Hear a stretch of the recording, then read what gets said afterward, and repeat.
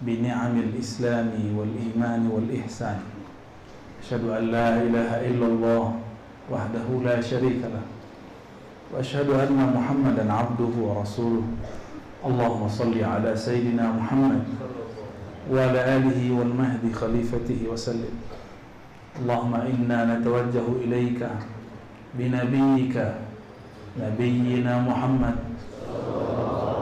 يا سيدنا يا رسول الله إنا نتوجه بك إلى ربنا فاشفع فينا فأوصلنا إلى ربنا فأوصلنا إلى ربنا فأغسل كل سالك كل من قال لا إله إلا الله بحقك عند ربك يا سيدي يا أبتي يا أبانا يا أبا أرواحنا يا سيدنا يا رسول الله الفاتحة أعوذ بالله من الشيطان الرجيم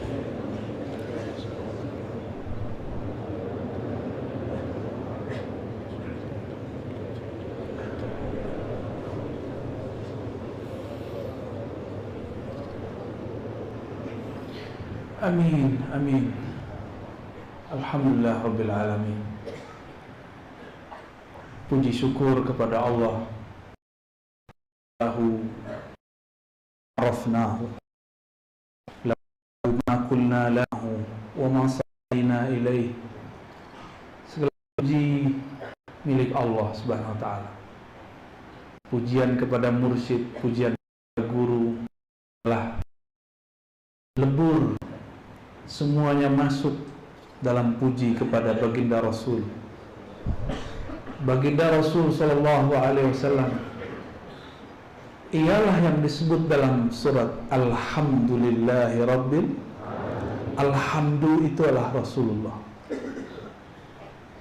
Jadi ketika orang baca Alhamdu, pujian, siapakah yang paling pantas memuji Allah?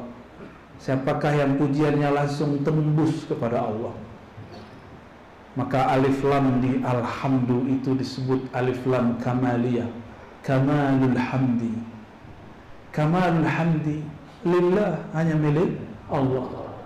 Kalau kita memuji Allah, masih ada mau pengen dapat tenang, pengen hati lapang, pengen rezeki lancar, pengen jodoh datang, ya. Tapi sang alhamdu memuji Allah bukanlah karena pengen sesuatu. Dia hanya mengatakan pujian karena Allah layak dipuji. Itulah pujian sebagaimana engkau layak dipuji. Dalam hadis Imam Tirmizi dikatakan, Nabi berkalam, anta kama asnaita ala nafsi. Ya Allah, hanya engkaulah yang berhak dipuji sebagaimana engkau memuji dirimu sendiri, bukan sebagaimana kami memuji engkau. Inilah yang disebut fana fil hamdi. Dan tidak mungkin fana fil hamdi kalau tidak fana fi Muhammadi. Tidak mungkin orang fana fi Muhammadi jika tidak fana fi syaikhi. Maka fana'lah dalam gurumu. Gurumu akan datang kepada Rasulmu, Rasulmu akan datang kepada Rabbmu, Allah Subhanahu wa ta'ala. Maka wajib bagi seorang salik, bukan sunat. Sunat itu dalam fikih, berselawat kepada Rasulullah. Kullama dzukira ismu, setiap disebut namanya. Kurang adab apalagi Nabi ngomong begini, kurang keras apalagi Nabi mengatakan al-bakhil. Orang bakhil itu yang disebut namaku, dia tidak bersolawat kepadaku. Solawat itu bukan hanya mengatakan sallallahu ala Muhammad. Solawat itu hati ini terkoneksi, terhubung kepada ruh Nabi Muhammad sallallahu alaihi wasallam. Kalau ada lagi orang yang lebih baik atau lebih buruk kali daripada bakhil, ya bakhil itulah. Namun orang-orang thariqat beruntung dari dulu diajarkan banyak cara sholawat. Sering kirim Fatihah buat Nabi, itu sholawat juga. Kan bangun koneksi. Allahumma salli, ya Allah hubungkan, itu arti aslinya. Ya Allah hubungkan ruhku dengan ruhnya, kolbuku dengan kolbunya, sirku dengan sirnya, fuadku dengan fuadnya, lubku dengan lubnya, nafsku dengan nafsnya, jasadku dengan jasadnya. Maka nggak ada lagi mau kemana pergi, di situ ada nur Muhammad sallallahu alaihi wasallam. Mari kita sampaikan salawat kepada Nabi. Assalatu wassalamu alaika ya sayyidi ya Rasulullah. Ya Allah, sampaikan salam kami, rindu kami kepada Rasulullah sallallahu alaihi wasallam, yang juga sangat kita cintai, mursyid-mursyid kita, guru-guru kita semua, Syekh Al-Kamil Mukammil Ahmad Tajul Arifin, dan sanad-sanadnya sampai kepada Al-Mujaddid Syekh Ahmad Khatib Sambas. Bulan lalu saya habis ziarah kepada ayah bunda beliau, Syekh Abdul Ghaffar. Jadi kita ke Sambas. Saya mau ke Kalimantan Barat kedua kalinya karena panitianya bilang Sambas. Wah, ini sanad TKN nih ya, Mujaddid ini. Maka kita berangkat ke sana. Ternyata memang beliau sudah wali dari kecilnya. Jadi Syekh Ahmad Khatib Sambas itu sudah wali sedari kecilnya. Tapi dia tak jadi wali sendiri. Dia seorang yatim piatu. Dia seorang yatim yang membesarkannya pamannya. Berkah doa pamannya itulah dia disertakan dalam usul kepada Allah Subhanahu wa taala sebelum dia dewasa. Mang wali itu kalau Allah mau ada yang kecil, ada yang dewasa, ada yang badung dulu, ada yang mantan wali. Ngeri. Mantan wali itu mengerikan. Ada yang di sidang wali, dia tetap wali. Itu mending. Kayak Sayyidina Al-Hallaj, itu wali yang disidang oleh wali, tapi dia nggak pernah dipecat karena yang terjadi pada dirinya hak. Kalau kita kan hak sampai nggak tahan mengudut ya. Nggak apa-apa ya. Semoga keluarga dalam pengersa Umi diberkahi oleh Allah dan ruhaniyah Abah Jajan.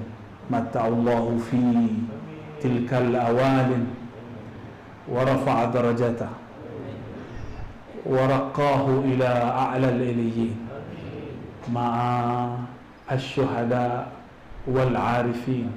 Amin ya rabbal alamin. Begitu juga sahabat saya, saudara saya Kiai Haji, saya manggilnya Ajengan aja lah ya, lebih enak. Ajengan Aan gitu. Agak bandel dikit soalnya bahasanya, agak seneng nyebutnya. Ya. Kalau ada Kiai Begajulan, ini Kiai apa nih? Ke motoran. Orang motoran nyampe nggak jelas, ini motoran pada tawasulan. Alhamdulillah ya. Ada juga model begini, kan ada lagi yang motoran tapi bidahin kita ya nggak? Tahu lah orangnya. Biker apa? Oh berarti ajaran biker bid'ah. Oh wajib. Yang antum makruh. Muka makruh. Waktu di Kalimantan Tengah saya diizinkan Allah ziarah juga kepada orang-orang yang hidup, ada habaib. Ternyata habaibnya orang-orang Pulau Jawa ya, masih hidup. Ngasih hadiah kitab yang syekhnya sudah datang dulu ke sini, Syekh Fadil, mentahqiq kitab Sayyidi Syekh Al-Qutub Rabbani, Syekh Abdul Qadir Jailani. Ini pesan dari Nabi Allah Khidir.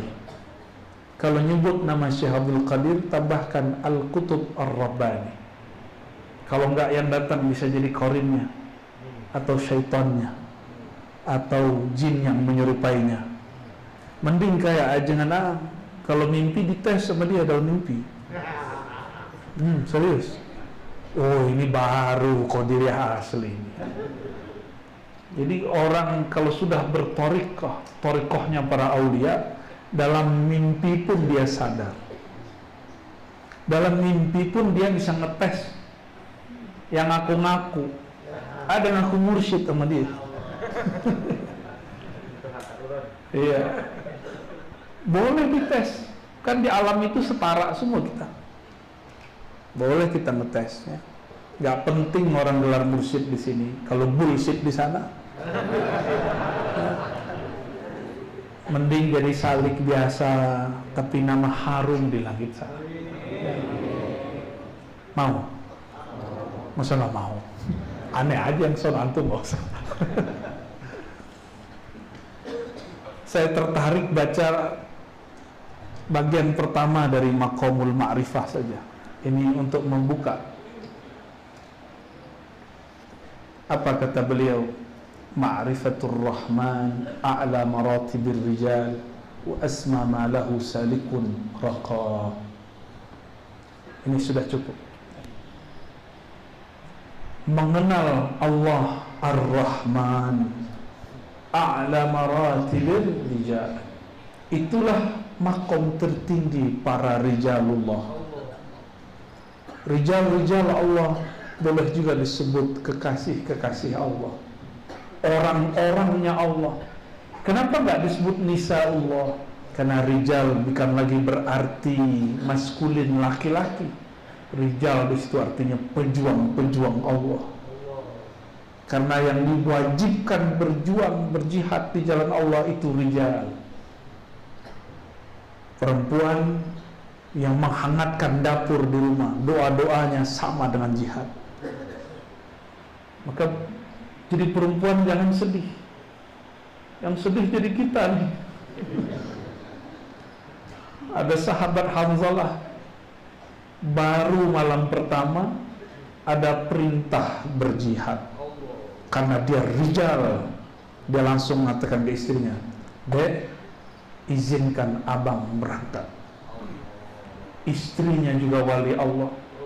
Jika ini panggilan Allah dan Rasulnya, aku relakan abang kembali kepadanya. Kembalilah Hanzalah, belum sempat mandi wajib. Maka ia diwajibkan, dimandikan oleh Sayyidina Jibril. Itulah satu-satunya orang yang dimandikan langsung oleh Sayyidina Jibril. Semoga kita nanti dimandikan oleh beliau. Maka jadilah rijal, jadilah pejuang-pejuang Allah. Dan pejuang-pejuang Allah ini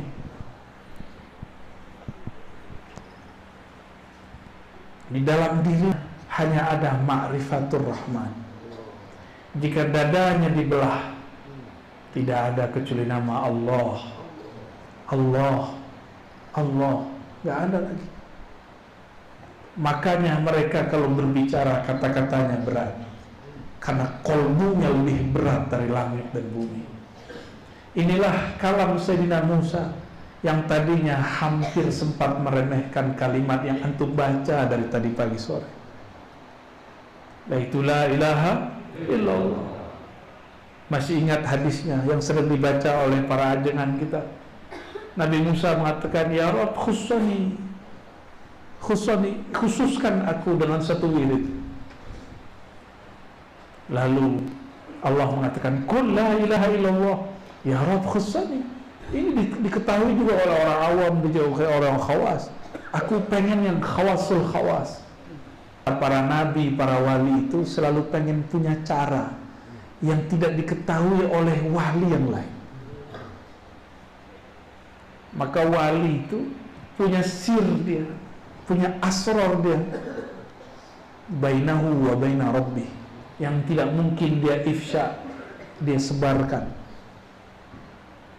Walhasil Allah kemudian menegur Nabi Musa, "Hei Musa, itu kalimah jika kau timbang dengan langit bumi masih lebih berat, la ilaha illallah." Jadi lafaz Allah dibuang la ilaha illa, maka isbatlah Allah. Itu sebabnya di akhirnya kita zikir khafi.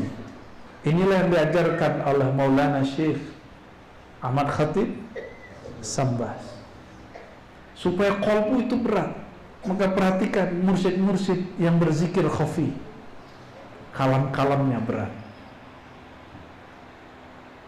Namun ingat, jika qalbu belum dibersihkan dari penyakit-penyakitnya, jika di dalamnya ada penyakit kibir sombong, penyakit yang dulu pernah ada pada Thariqat Azaziliyah, masih ingat? Tahun lalu itu Thariqat keren banget namanya. Ada di Mu'tabarah nggak tuh Ajman? Nggak ada katanya. Itu sanadnya bisa pendek, bisa panjang itu. Bisa buat sendiri. Thariqat Azaziliyah itu kullama zada dzikru zadal kibru. Itu nggak ada di kitab manapun itu Thariqat Ma'rifat Azaziliyah. Antum boleh tulis itu. Ini perbedaan Thariqat Al-Qadiriyah dengan Azaziliyah. Kullama zada dzikru zada al-kibru. Kalamnya belum turun barusan ya. Habis tawasulan ke Nabi, tawajuh dikit ngeliat iblis, ternyata ada kalimat ini di kolbunya. Setiap tambah zikir, tambah kibir. Sama-sama ro. Ro itu bahasa Arab, itu ujungnya nar. Tapi az-zikr ujungnya nur. Kibir ujungnya nar. Bolak-balik di situ aja. Maka ciri-cirinya setiap kali tambah zikir, tambah merasa thariqat saya paling tinggi. Mursyid saya paling kamil mukamil. Hati-hati. Yang lebih parah dianya. Di sini nggak ada yang kasyaf, saya doang. Ini terjadi. Kasyaf itu mainan, kayak bocah-bocah main-main mobil-mobilan. Itu bukan mobil, baru mobilan. Ini nggak nyampe-nyampe kalau dipakai. Gimana caranya berangkilan? Ya. Tadi kami telat, ya. Udah macet ya. Alhamdulillah ada patwal. Saya nyeletuk. Kalau ke langit ada patwal, cepet juga kita naik ya. Paham maksudnya? Orang bersanad itu kayak punya patwal. Kalau antum bersanad, minggir semua tuh ya. Ini rombongannya Syekh Abdul Qadir datang. Buka jalan. Kalau masih salih,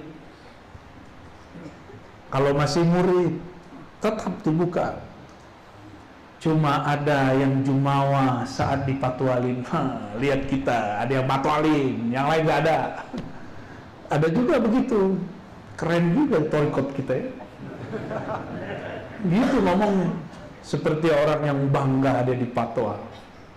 Dia nggak sadar saat dia dipatwal ada orang yang harus minggir.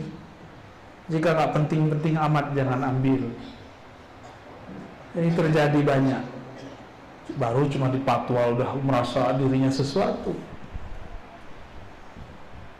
Jadi kita jalan tol pun ke langit belum selamat. Karena kebanyakan zikir-zikir kita semua baru pada taraf mukasyafah. Mukasyafah hanya tembus sampai ke qalbu. Itu pun kalau tinggi ya. Sampai ke qalbu udah hebat.